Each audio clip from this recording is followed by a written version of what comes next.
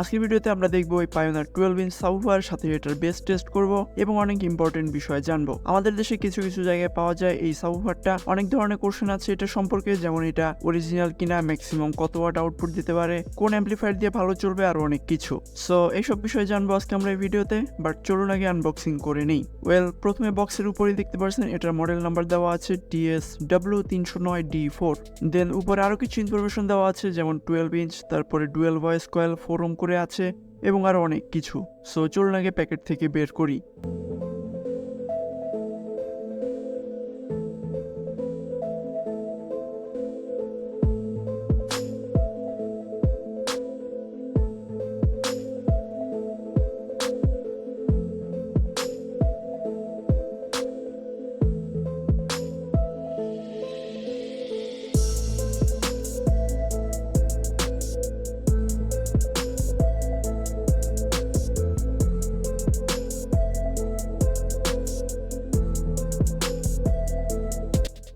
আমার হাতে যে মডেলটা দেখতে পাচ্ছেন এটার মডেল নাম্বার হলো পায়োনিয়ার TSW309D4। বাংলাদেশেই কিন্তু অনেক জায়গায় পাওয়া যায় এই মডেলটা, আর এই মডেলটার বর্তমানে প্রাইস হলো 6500 থেকে 7000 টাকার মতো। এখন অনেকেই মনে করতে পারে যে এটা আসলে মাস্টার কপি বা এটা ফেক, বা এই জিনিসের দাম আসলে 12,000 15,000 টাকা এরকম, বাট বিষয়টা আসলে এমন না।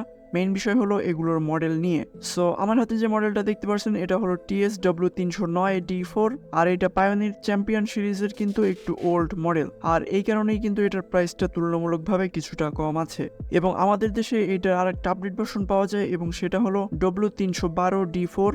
সেটার প্রাইস কিন্তু ঠিকই 12,000 টাকার মতো, বাট এটা আসলে একটু ওল্ড মডেল দেখে যে এটা খারাপ বা এটা খারাপ পারফরমেন্স দিবে বিষয়টা কিন্তু একদম এমন না। লিটারালি এরকম 2-3 ভেরিয়েন্টের পায়োনিয়ার যদি একসাথে চালান সেক্ষেত্রে কেউ কোনো ডিফারেন্সই খুঁজে পাবেন না, কারণ কোম্পানির একটা রুলস থাকে যে তারা নতুন প্রোডাক্ট লঞ্চ করবে, এই কারণে আসলে হালকা আপডেট করে নতুন একটা মডেল বের করে, বাট মেইন যে কোয়ালিটি এগুলো কিন্তু অলমোস্ট সেম থাকবে।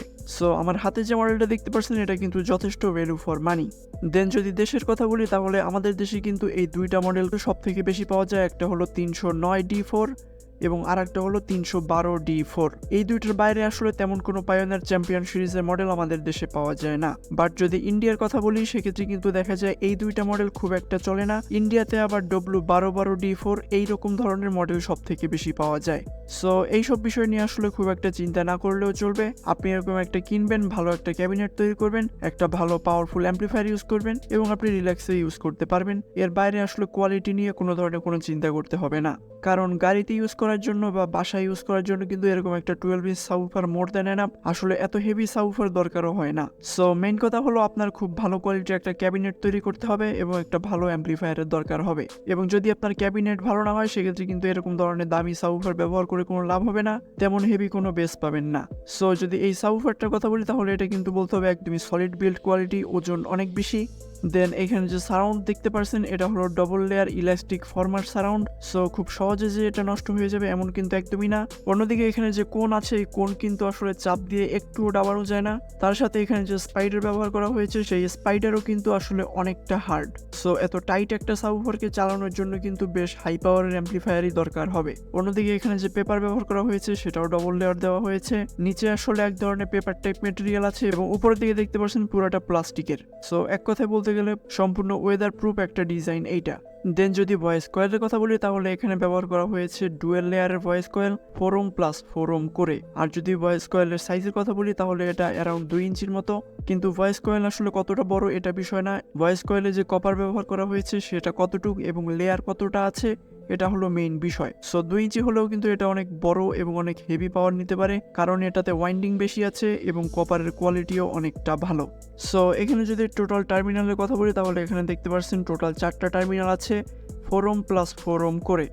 সো যদি আপনি অ্যাম্পলিফায়ার 100 ওয়াট বা 200 ওয়াটের মতো ইউজ করে থাকেন তাহলে আমি বলবো সব থেকে ভালো হয় যদি আপনি একটা ভয়েস কয়েল ইউজ করেন।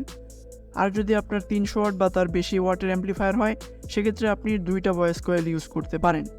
সো যদি আপনি 2টা ভয়েস কয়েল একসাথে ইউজ করতে চান সেক্ষেত্রে কিন্তু হয় আপনার সিরিজে কানেক্ট করে টোটাল 8 ওহম করে নিতে হবে, আর তা না হলে আপনার প্যারালালভাবে কানেকশন করে 2 ওহম বা 1.5 ওহম করে নিতে হবে। সো যদি আপনি 8 ওহম ইউজ করেন সেক্ষেত্রে কিন্তু এই সাবউফারটার পাওয়ার অর্ধেক হয়ে যাবে, আর যদি আপনি 2 ওহম বা 1.5 ওহম ইউজ করেন সেক্ষেত্রে কিন্তু এই সাবউফার থেকে সম্পূর্ণ পাওয়ার পাবেন।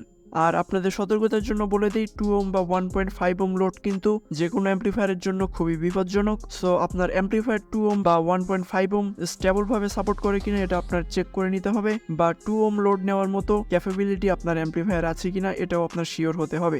যদি কোনো সাধারণ অ্যাম্পলিফায়ার দিয়ে আপনি 1.5 ওহম বা 2 ওহমে লোড দিয়ে এই সাবউফারটা চালান, সেক্ষেত্রে কিন্তু দেখা যায় আপনার অ্যাম্পলিফায়ার খুব বেশি দিন লাস্টিং করবে না, এবং অ্যাম্পলিফায়ারের সাথে সাথে হয়তোবা অ্যাক্সিডেন্ট হলে আপনার এই সাবউফারও নষ্ট হয়ে যেতে পারে। সো এটার জন্য কিন্তু খুবই ভালো একটা অ্যাম্পলিফায়ার দরকার যেটা 2 ওহম স্টেবল ভাবে সাপোর্ট করে। আর যদি আপনার কাছে ওরকম অ্যাম্পলিফায়ার না থাকে সেক্ষেত্রে আপনি 8 ওহমে ইউজ করতে পারেন। আর যদি এই সাবউফারটার টোটাল আরএমএস পাওয়ারের কথা বলি সেক্ষেত্রে কিন্তু এটা বলতে হবে রিয়াল 400 ওয়াট আরএমএস পাওয়ার দিতে পারে এটা। এখন অনেকে বলবে যে এটা PA80D অ্যাম্পলিফায়ার দিয়ে চালানো যাবে কিনা। ওয়েল, PA80D অ্যাম্পলিফায়ার কিন্তু 2 ওহম স্টেবল অ্যাম্পলিফায়ার না। সো আপনি চাইলে ইউজ করতে পারেন, বাট আপনি ফুল ভলিউমে ইউজ করতে পারবেন না। যদি আপনি ফুল ভলিউম ইউজ করেন সেক্ষেত্রে কিন্তু অ্যাম্পলিফায়ার খুব বেশি দিন লাস্টিং করবে না, বাট যদি আপনি ভলিউম 50% বা 60% রেখে ইউজ করেন সেক্ষেত্রে কিন্তু খুব ভালো চলবে।